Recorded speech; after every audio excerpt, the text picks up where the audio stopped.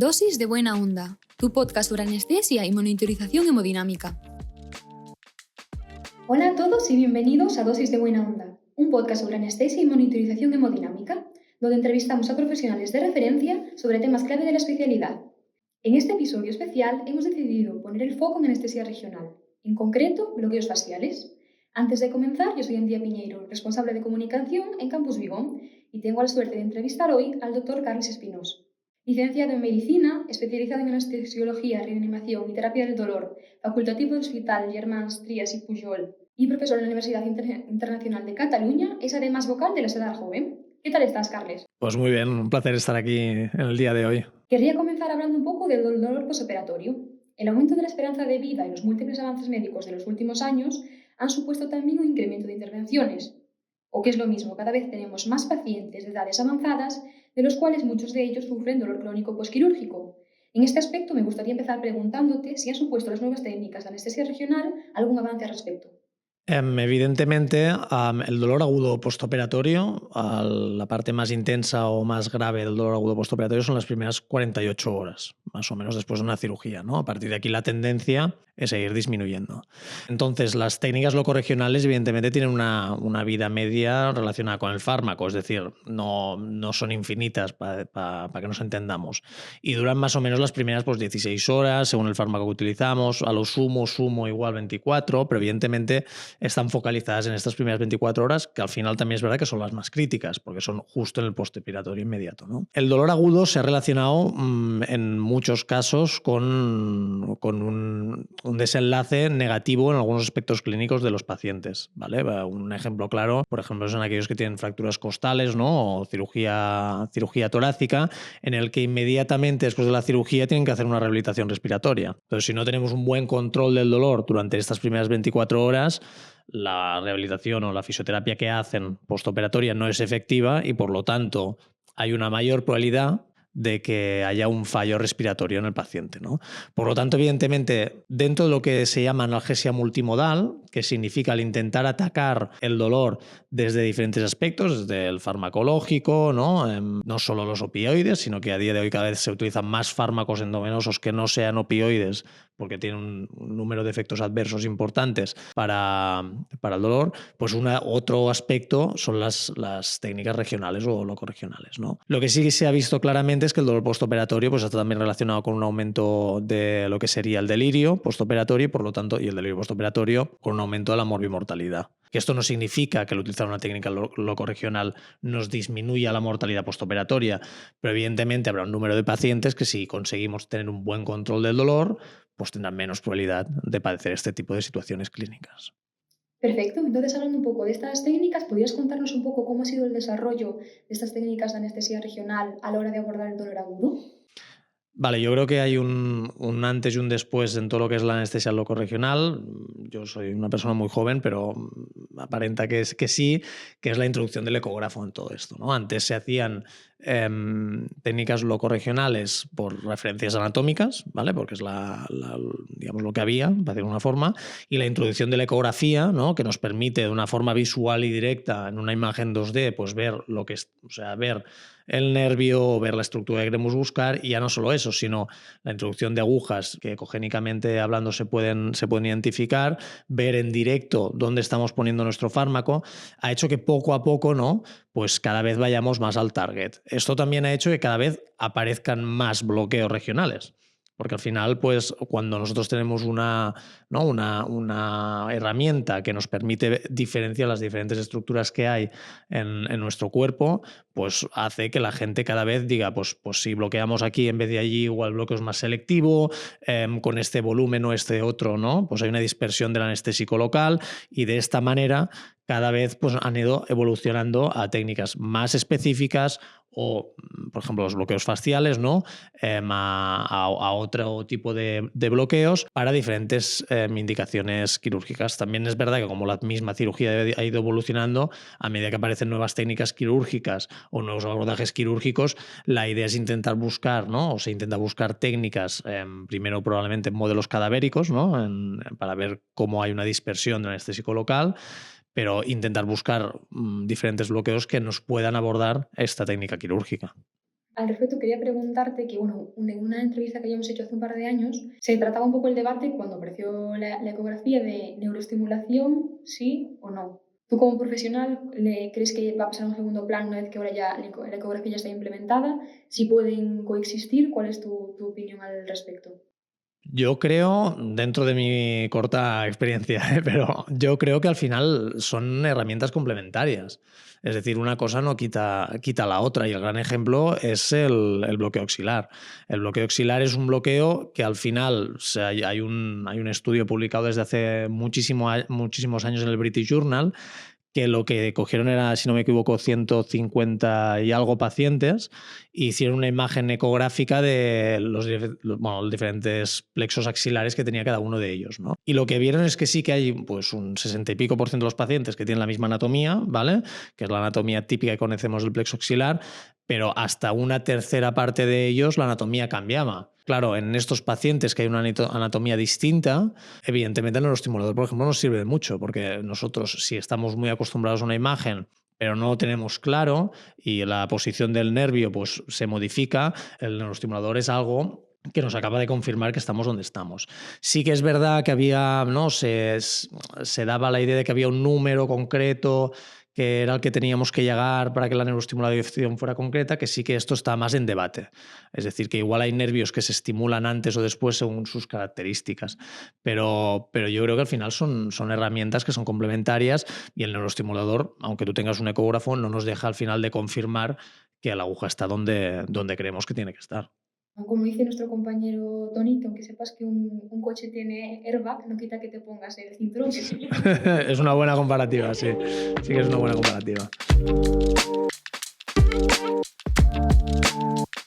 Carles, en el bloque anterior estabas comentando que hay diferentes técnicas de anestesia regional según las indicaciones que hay. Me gustaría que para este siguiente bloque me aportases, para empezar, algún ejemplo explicativo de una técnica en concreto.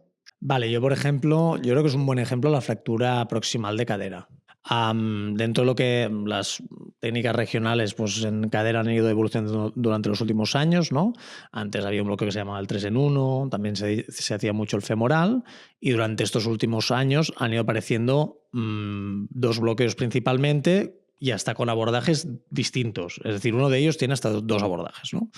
Entonces, ¿en qué se diferencian? El que es más reciente, ¿vale? Que igual es el que suena más o tiene un poco más de bombo actualmente, es el PENG, ¿vale? PENG no deja de ser un acrónimo que se llama Pericapsular Nerve Group Block, que lo que significa es un bloqueo que va a, pues básicamente a lo que son las ramas de los nervios que van a la parte anterolateral de la cápsula del fémur. Estas ramitas que pasan por una zona que se llama eminencia iliopectinia, cuando nosotros vamos y las bloqueamos, dormimos toda esta zona de la cápsula que es la más inervada, ¿no? Por lo tanto, por lógica, en principio este bloqueo, ¿en qué tipo de fracturas son las que estarían más indicadas? Pues las intracapsulares, ¿no? Es decir, pues el gran ejemplo es la subcapital, ¿vale? Que es la que afecta parte de la cabeza del hueso, para que nos entendamos, ¿no? Sí que se ha visto ahora recientemente, porque si a partir de un cierto volumen de anestésico local esto puede difundir hacia el nervio femoral y también hacer una relajación del cuádriceps. Pero la indicación principal, porque es lo que se vio en estudio anatómico en cadáver, no me acuerdo el año, pero bueno, hace ya, yo creo que son pues más o menos unos ya ahora casi 10 años, una cosa así, ya no me acuerdo exactamente, pues era para el target principal, era ese sitio, ¿no? En cambio, por otro lado, tenemos el bloqueo de la fascia ilíaca. ¿No? ¿Qué es la fascia ilíaca? La fascia ilíaca es una fascia que, como todas las fascias, pues sirve de sostén, es decir, sirve de sostén de pues, estructuras musculares, nerviosas, vasculares, ¿vale? Que básicamente cubre todo lo que es el músculo iliopsoas desde el principio prácticamente, que es las últimas transversas, las transversas de las últimas vértebras lumbares, todo el ilion y hasta llegar a su inserción prácticamente en el trocánter del fémur, ¿no? Y por allí envuelve algunas estructuras nerviosas como son el nervio femoral o el nervio femorocutáneo lateral. Y aquí también tenemos dos abordajes, uno que es por debajo de la ingle o del ligamento inguinal, perdón, o por encima del ligamento inguinal, por lo tanto infra y suprainguinal. Imaginemos pues, cómo ha ido evolucionando la cosa, ¿no? ¿Por qué? Porque se vio que el abordaje suprainguinal, el anestésico local, se dispersaba más hacia el plexo lumbar. Por lo tanto, hay más probabilidad de que cojamos los nervios de una forma más centralizada y por lo tanto cojamos más terminaciones sensitivas, hasta el punto de que si ponemos mucho volumen podríamos dormir hasta el nervio obturador. A nivel de fractura de cadera, ¿qué se ha visto? ¿Vale? Que el nervio femoral no tiene un efecto en la fractura proximal del fémur, no tiene un efecto analgésico directo, sino que es secundario sobre todo a la relajación del cuádriceps, ¿no? Y con el bloqueo del nervio femorocutáneo lateral, pues dormiríamos todo lo que es la zona de la meralgia, ¿no? La parte quirúrgica, la parte por donde los cirujanos se meten. Pero no tiene ningún efecto, en principio, a nivel intracapsular. Por lo tanto, para fracturas intracapsulares de cadera, utilizar un bloqueo de la fascia ilíaca no diría que no tiene ningún sentido, ¿no? Porque al final tienes el efecto secundario del cuádriceps y también de la zona quirúrgica, pero es menos selectivo que el otro. ¿Con esto qué quiero decir? Por lo tanto, siguiendo a la pregunta que me has dicho, pues que depende del tipo de cirugía y sobre todo a partir de la evolución de estudios en cadáver, cada vez van apareciendo bloqueos que igual son más indicativos o nos parecen más apropiados para diferentes tipos de fracturas y cirugías, como estábamos comentando, ¿vale? De hecho, nosotros hace poco estábamos haciendo un estudio en fractura solamente intracapsular de cadera y lo que vimos es que el bloqueo PEN en principio es más efectivo para la fractura intracapsular de cadera que el de la fascia ilíaca, el abordaje suprainguinal, que es el que he dicho que en principio es más efectivo que el infrainguinal. Vale, perfecto. Pues antes de meternos con el bloqueo PENK y para cerrar un poco el que nos estabas comentando, quería preguntarte si habría algún tipo o otro contexto clínico donde esta técnica pudiese ser beneficiosa. El bloqueo de la fascia ilíaca se utiliza mucho, sobre todo también a nivel de urgencias, por ejemplo, porque al final el paciente viene y hasta que no llega a quirófano nosotros no lo vemos. Pero muchas veces, de hecho, hay estudios en los cuales, y se recomienda a día de hoy, que estos pacientes cuando llegan a urgencias, si se les pudiera hacer algún tipo de bloqueo analgésico hasta la cirugía, ¿no? Pues al final tendrían un mejor control del dolor. Sí que es verdad que más que el bloqueo de la fascia ilíaca, el que puede tener un papel, precisamente por lo que he explicado, importante en otro tipo de cirugía, y ya hay publicaciones sobre ello, es el bloqueo PEN. Porque al final, como coge la cápsula de la articulación, en aquellas pacientes que se les opera de una prótesis primaria de cadera, ¿no? Al final, conceptualmente, ¿qué hacen los traumatólogos? Pues sacan el hueso, cortan, ¿no?, el cuello, sacan la cabeza y ponen una cabeza nueva. Por lo tanto, aunque no está fracturado el fémur, ellos de forma, se puede decir, controlada o no, para decirlo de una forma correcta, ¿no?, pues lo que hacen conceptualmente es lo mismo. De hecho, en la fractura de fémur proximal hay diferentes, según la edad del paciente, pues se pone se pone una cosa u otra, pero a veces se pone una prótesis total de cadera, ¿no? A veces una hemiprótesis. O sea que al final también el material muchas veces coincide, ¿no? Por lo tanto, por la similitud que tiene la fractura de fémur y la prótesis primaria de cadera, el bloqueo PEN podría ser una técnica indicada para este tipo de cirugía.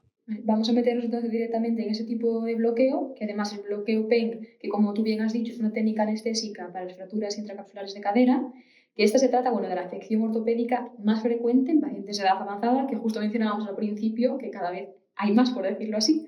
Así que es una técnica crucial para una analgesia preoperatoria eficaz. En un artículo en el que tú mismo has participado, que me gustaría que comentases un poquito más ahora, pues hablabas justo, ¿no?, del bloqueo PEN y la utilidad que tiene en este aspecto.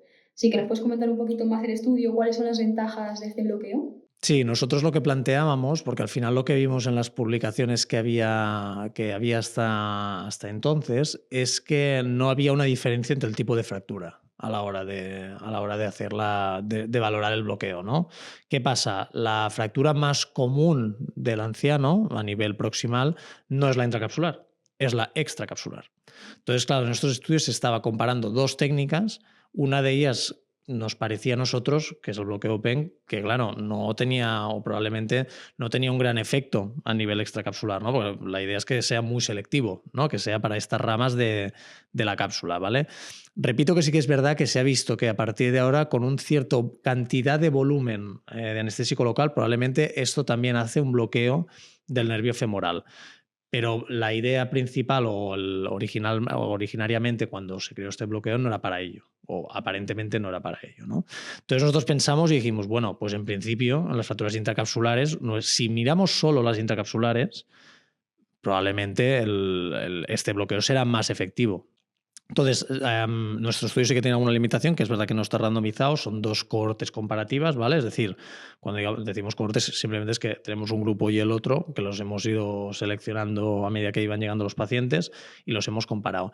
Pero ya acabamos el primer grupo en el PEN y lo que vimos es que los resultados eran muy buenos, tanto en el postoperatorio inmediato, allí en reanimación, como al cabo de unas horas cuando el paciente estaba en planta. Realmente los numéricos eran, o sea, los valores numéricos de dolor del 0 al 10 eran muy buenos y sobre todo una de las variables que nos preocupaba mucho era el consumo de opioides postoperatorio. Es decir, miramos si los pacientes cuánto tramadol y cuánta morfina necesitaban en el postoperatorio. Y lo que vimos es que al equipararlo con el bloqueo de la fascia ilíaca en este tipo de fracturas, el consumo de tramadol principalmente, porque es el principal rescate que ponemos, ¿vale? El primer opioide que ponemos de rescate, era mucho menor en el bloqueo PEC.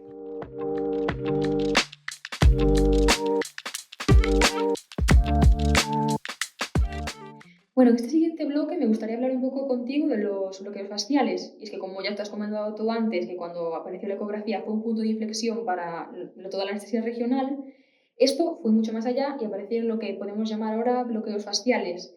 Para poner un poco a todos los oyentes en contexto, ¿puedes explicarnos bien qué es un bloqueo fascial y por qué se suele decir que la llegada de la ecografía lo ha cambiado todo? ¿Por qué nos preocupaba el tema de los opioides? Porque al final son pacientes que son mayores. Muchos de ellos, al final, el paciente anciano, cuando tú los sacas de su ambiente natural, tienen una alta probabilidad de padecer un delirio durante el postoperatorio, ¿vale? Y una de las cosas que favorece este delirio es el consumo de opioides. Entonces, claro, para nosotros era bastante importante no solo el tema de los números del 0 al 10 en dolor en el postoperatorio, sino que a nivel farmacológico los pacientes necesitan un requerimiento menor de opioides, como lo que nos hemos encontrado nosotros, la verdad. Bueno, en este siguiente bloque me gustaría hablar un poco contigo de los bloqueos fasciales. Y es que como ya te has comentado tú antes, que cuando apareció la ecografía fue un punto de inflexión para toda la anestesia regional, esto fue mucho más allá y aparecieron lo que podemos llamar ahora bloqueos fasciales. Para poner un poco a todos los oyentes en contexto, ¿puedes explicarnos bien qué es un bloqueo fascial y por qué se suele decir que la llegada de la ecografía lo ha cambiado todo? Bloqueo fascial, al final, como he dicho antes, una fascia es una zona de sostén, ¿vale? Es una estructura que sostenta, ¿no? Entonces, un bloqueo fascial básicamente es la inyección de anestésico local, ¿vale? En esta fascia para que, digamos, el anestésico local pues haga una dispersión siguiendo toda esta zona, ¿vale? Es como si pusiéramos, pues bueno, en una mesa, tiráramos líquido y este líquido pues se dispersa por toda la zona. El bloqueo de la fascia ilíaca, que es el que hemos comentado es uno de ellos, ¿no? Hay muchos más. Otro, por ejemplo, bastante conocido es el TAP block, que es el Transverse Abdominal Pain Block, que es para cirugía abdominal. Por ejemplo. Entonces, claro, la ecografía, antiguamente, como todo se hacía un poco por referencias anatómicas, pues claro, muchas veces, por ejemplo, el de la fascia ilíaca, se utiliza lo que se llama el doble clic en urgencias, ¿no? Que haces coges la aguja, haces un primer clic, un segundo clic y entonces entiendes que ya estás en el sitio. Pero no acabas de saberlo porque no lo estás viendo en directo. Entonces, la ecografía es la forma que nos permite ver que la aguja está en esta fascia y que por lo tanto el anestésico local lo estamos dejando donde toca.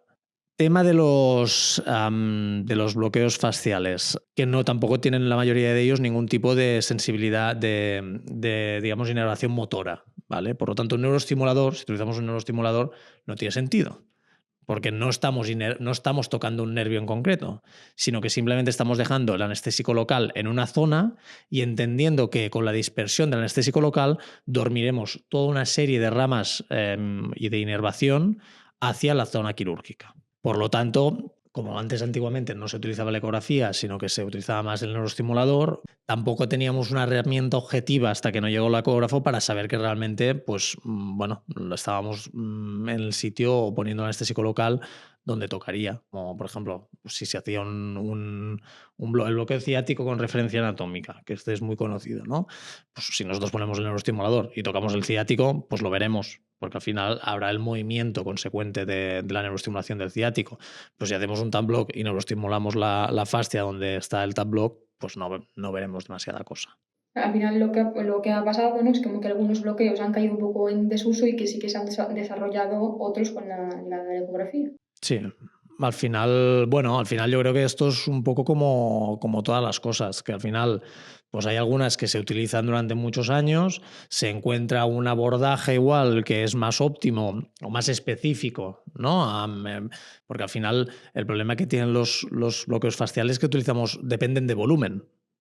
¿Qué quiere decir esto? Que yo pongo en un espacio que es, entre comillas, ficticio, una cierta cantidad de anestésico local, pero si yo pongo muy poco volumen, como tengo que, digamos, tengo que coger un gran espacio, si pongo pocos mililitros, pues no tendré un gran bloqueo, cogeré una zona muy concreta. Por lo tanto, dependen de volumen. Pues como puede ser el bloqueo de la fascia ilíaca, el ISP, el PLEX2, todos estos son bloqueos faciales. Pero claro, cada vez aparecen bloqueos faciales que igual son un poco más selectivos que otros o que eran más antiguos y por lo tanto pues esos que eran más antiguos y que son menos selectivos caen en desuso a favor de estos nuevos. Esto irá pasando, yo creo, en general en la vida. La popularidad de estos bloqueos faciales se debe entonces, bueno, a esta mezcla de novedad que estábamos comentando y a los beneficios de la técnica.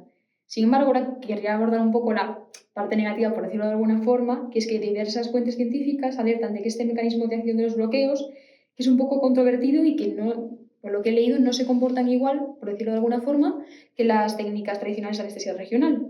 Hablaban, por ejemplo, de que el anestésico local podía esparcirse fuera del plano hacia los músculos adyacentes. ¿Es esto cierto? ¿Qué nos puedes contar al respecto?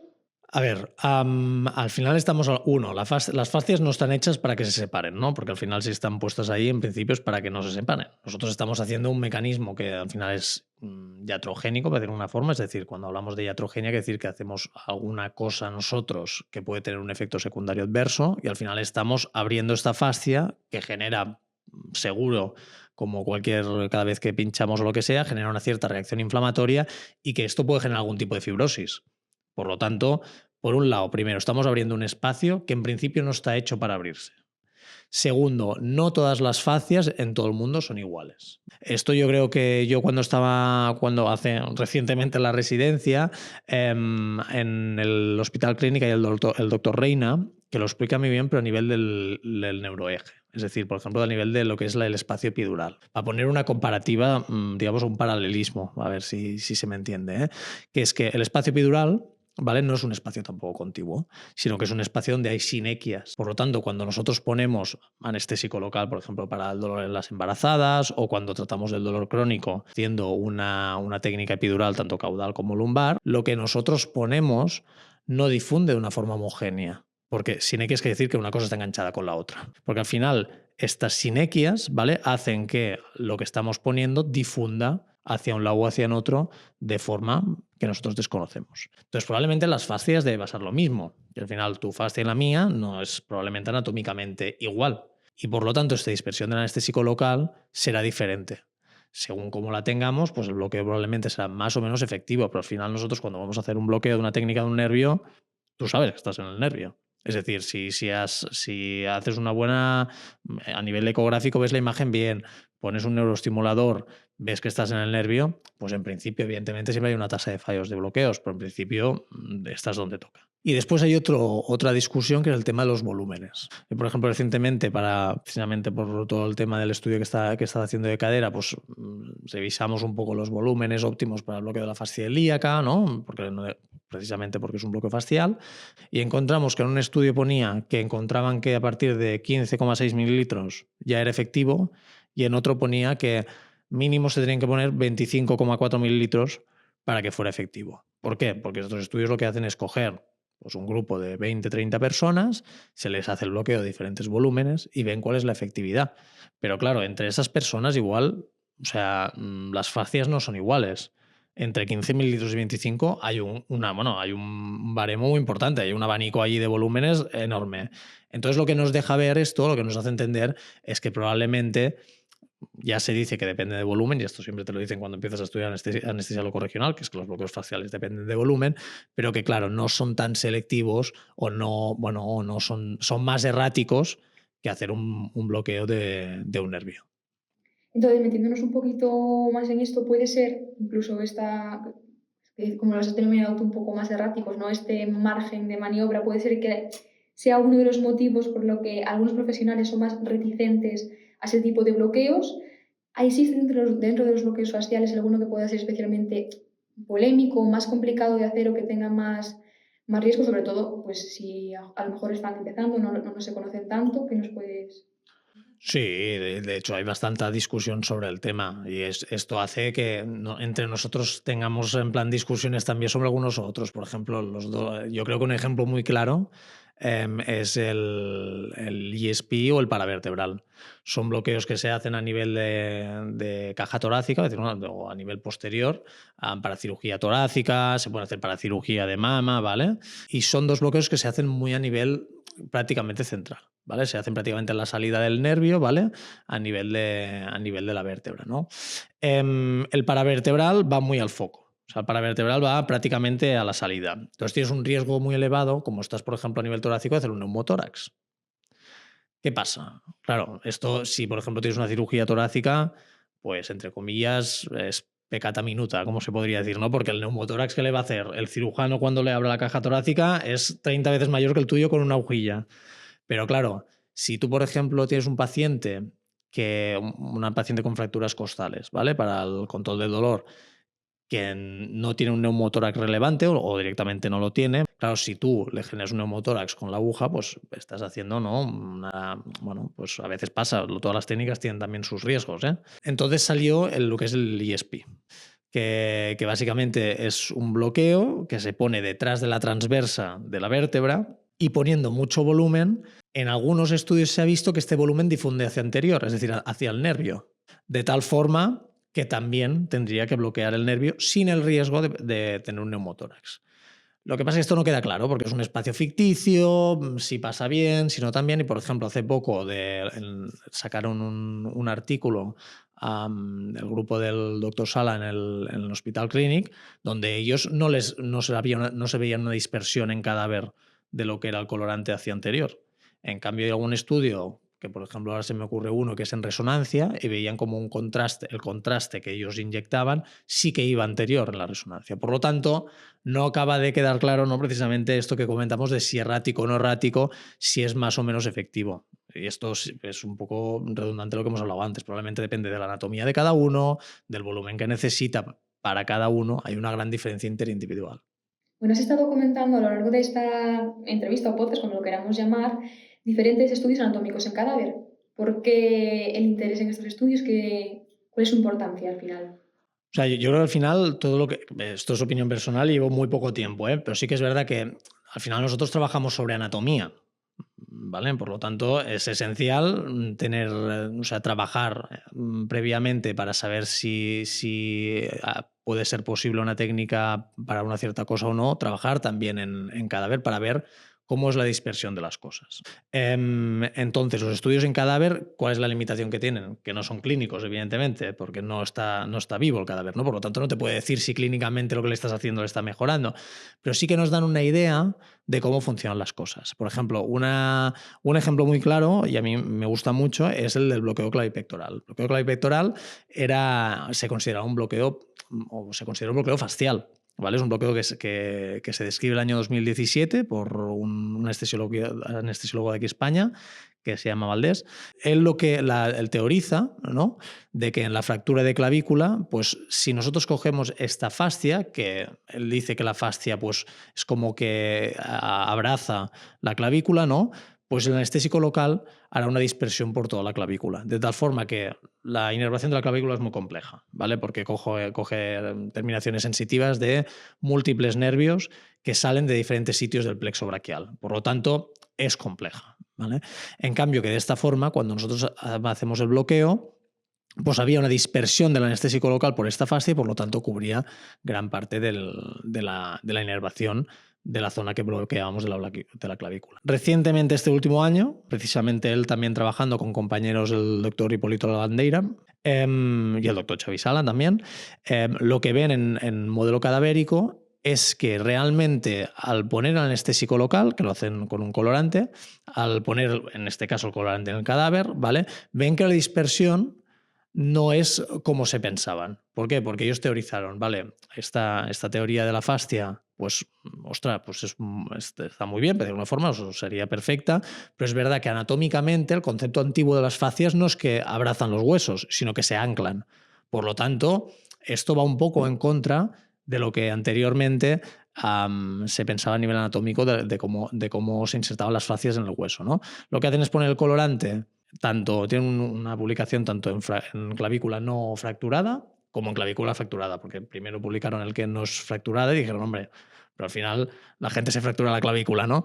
Por eso lo hacemos el bloqueo. Pues lo vamos a hacer también en fractura de clavícula. Y lo que vieron es que precisamente este colorante no hace esta dispersión, sino que se queda en la parte anterosuperior principalmente de la clavícula, en lo que sería la zona más superficial del nivel muscular, ¿vale? Cogiendo los nervios supraclaviculares, que cogen gran parte de la inervación de la clavícula, pero en la parte posterior no vieron ningún tipo o prácticamente ningún tipo de tinte. Entonces, claro, ¿por qué pongo este ejemplo? Porque claramente este ejemplo lo que nos dice es que nosotros a veces hacemos cosas pensando que funcionan de una forma, ¿no? Pero igual hay que volver a la base, ¿no? A la anatomía. Yo la verdad es que no he tenido el placer de poder trabajar en cadáver, pero ojalá, pero que al final al volver a la anatomía y a la base y al hacer estudios en cadáver es lo que a veces nos permite entender un poco mejor lo que estamos haciendo, qué mecanismo o cómo funciona lo que hacemos, ¿vale? Bueno, y para este último bloque me queda un tema que me gustaría comentar contigo, que es, bueno, que nos hables un poquito más de cómo se aborda la cronificación del dolor postoperatorio. El dolor crónico postoperatorio es una entidad que hace relativamente poco ya se incluyó en lo que es la clasificación oficial del dolor, ¿vale? De la IASP, que es la International Association of Study of Pain, ¿vale? Y es una cosa que se infravalora mucho. Es decir, es mucho más frecuente de lo que creemos. Es decir, hay cirugías que son tan banales como una herniorrafía, que tienen una cronificación aproximadamente entre el 20 y 25%, algunas series del 16%, pero bueno, que al final una de cada 5 personas tú lo ves una hernia inguinal y pues padecen de dolor crónico posquirúrgico. Por lo tanto, es mucho más frecuente de lo que parece. Cosas sobre el dolor crónico. Lo que se ha visto del dolor crónico, una variable principal que se relaciona con la cronificación del dolor crónico posquirúrgico, ¿no? Que se relaciona con la cronificación del dolor posquirúrgico, es el padecer dolor agudo posquirúrgico, ¿vale? O mal controlado. Sin embargo, no todos tenemos la misma probabilidad. Es decir, si he dicho un 20%, quiere decir que en realidad la gente que tiene más probabilidad de cronificar es la minoría, porque el otro 80% no cronifica. Por lo tanto, realmente el cómo abordar este problema yo creo que se basa en saber estratificar la gente. Durante los últimos años ha aparecido la voluntad de que aparezcan scores, ¿no? o diferentes herramientas que nos permitan saber cada persona qué probabilidad tiene de padecer dolor crónico posquirúrgico. Lo que se ha visto es que muchas veces las variables que realmente tienen relación con ello no tienen nada que ver con la anestesia o con la analgesia, sino lo que tienen que ver es con lo previo del paciente. ¿Qué significa esto? Pues, por ejemplo, el estado psicoemocional del paciente, el estado físico del paciente, ¿vale? Un buen ejemplo es el score Jendol-Cat. El score Jendol-Cat es un score que se publicó el año 2020. Se hizo un estudio multicéntrico en Cataluña y también participaron algunos hospitales de Valencia y de Madrid, si no me equivoco, y se enfocaba en 4 cirugías principalmente. Pues la herniorrafía, la histerectomía abdominal y vaginal y la cirugía, la toracotomía, porque la toracotomía también tiende mucho a cronificar. Y entonces lo que hicieron es un modelo predictivo en el cual, utilizando variables completamente predictivas, te decían la probabilidad que tienes de padecer dolor crónico posquirúrgico. Esto lo hizo el grupo del doctor Antonio Montes, ¿vale? El grupo Jendol-Cat. Entonces, el hecho de tener herramientas que nos permitan saber si una persona tiene más probabilidad o no de padecer dolor crónico antes de la cirugía, nos abre un abanico de posibilidades. Porque al final nos permite que esa persona, ya no solo en el tratamiento posquirúrgico podemos intentar ser más intensivos, sino que previo a la cirugía se puede intentar hacer algo. Este modelo, una de las variables principales que tiene 4 variables. Una es la edad, porque la gente joven tiene más tendencia a cronificar. Otra es el hecho de padecer antes de la cirugía dolor en la zona quirúrgica o en otras zonas, y el cuestionario SF12. ¿Vale? El cuestionario SF12 básicamente es un cuestionario sobre salud física y mental. Pues si nosotros intentamos tratar en estas variables, por ejemplo, en la salud mental de los pacientes, ¿vale? En la salud física de los pacientes, hacer una buena prehabilitación antes de la cirugía o hasta intentar dar algún tipo de tratamiento no opioide, como puede ser, se ha intentado con la duloxetina, ¿no? Que es un antidepresivo, pero actúa a nivel central, a nivel de los neurotransmisores a nivel central. Probablemente podríamos intentar, ¿vale?, que estos pacientes o que la incidencia de dolor crónico posquirúrgico disminuya, ¿vale? Sobre todo en nuestros pacientes que tienen más probabilidad. El problema es que hasta ahora los estudios que se han hecho en dolor crónico posquirúrgico se mete todo el mundo al mismo saco. Y al final, al meter todo el mundo al mismo saco, lo que pasa es que la mayoría de esta gente no tiene una alta probabilidad, es lo que he dicho. O sea, el 80% pues no tendría una alta probabilidad. Es el 20% en el que nos tenemos que enfocar. Aunque igual la tasa de cronificación es elevada en algunas cirugías, en el número total es bajo, entre comillas, ¿vale? Pues 1 de cada 5 personas. Nosotros, el objetivo es intentar probablemente a tratar o a buscar esa persona de las 5. Por lo tanto, el tema del dolor crónico posquirúrgico, primero lo importante, identificar a los pacientes que tienen más probabilidad y después su tratamiento. Dolor crónico posquirúrgico se define a partir de los 3 meses, pues es su tratamiento en las unidades del dolor. Que a partir de aquí pues tenemos que mirar sobre todo primero qué tipo de dolor crónico tiene, ¿vale? Porque al final la causa, o sea, si es un dolor de tipo neuropático, que significa o nos haría pensar en una lesión más nerviosa, de tipo más nociceptivo, ¿no? Que puede ser pues, visceral o somático, ¿no? El tipo de dolor también nos tiene que guiar hacia el tipo de tratamiento, ¿vale? Pero creo que es más importante identificar que realmente tratar postoperatoriamente, porque al final, como que es normal, pero en todos los hospitales tenemos tendencia a protocolizar carga asistencial, ¿no? Pues todo lo que pasa en los hospitales del día a día, la tendencia es a protocolizar las cosas para que todo el mundo también tenga un ABC, ¿no? Un dónde ir, ¿vale? Una herramienta de guía, para decir una forma. Claro, esto funciona muy bien para la práctica habitual, sí que es verdad que lo que sacamos de aquí es la variable individualización, ¿no? del paciente. Por lo tanto, identificarlo previamente yo creo que sería una cosa importante en el dolor crónico posquirúrgico. ¿Vale? A la hora de que has mencionado tanto de identificar como de tratar, entiendo que a lo mejor, por ejemplo, las unidades de dolor un poco multidisciplinares, por decirlo de alguna forma, podrían suponer un avance al respecto. Como tú mismo estabas comentando, al final, que haya pacientes que tengan más o menos probabilidades de cronificar ese tipo de dolor puede ser, por decirlo de una forma un poco brusca, algo que ya se traigan de casa y que no tengan que ver, pues, tú que eres anestesista, con la anestesia en sí. ¿Qué opinas de la creación de estas unidades? ¿Qué tipo de profesionales deberían estar aquí? ¿Qué nos puedes contar? Bueno, al final la realidad que tenemos es que esto sería lo ideal. O sea, lo ideal sería que en las unidades del dolor interactuaran todo el grupo de profesionales, ¿no?, que trabajan en el dolor crónico. Nosotros en Can Ruti, en el Hospital Germans Trias y Pujol, pues tenemos una psicóloga en la unidad del dolor, ¿no? También tenemos un grupo de enfermería muy especializada y muy formada en temas de dolor agudo, también en dolor crónico, ¿no? Al final no trabajamos solo facultativos en anestesia, sino que hay más gente, ¿no? Pero evidentemente lo óptimo sería que las especialidades que principalmente trabajan en el dolor crónico estuvieran lo más conectadas posible, que por lo tanto formaran parte de la misma unidad, ¿no? ¿Qué pasa? Esto es muy complicado. La realidad es que es muy difícil, ¿no? Y para nuestra práctica diaria pues se hace prácticamente imposible, ¿no? Porque tener un médico de familia en la unidad, tal y como están los CAPs, ¿no?, pues es difícil, pero la realidad es que el paciente de dolor crónico muchas veces el primer tratamiento que recibe para el dolor crónico es en su CAP. Bueno, CAP es en Cataluña el centro de atención primaria, ¿no? En su, no sé cómo el médico de cabecera, exacto.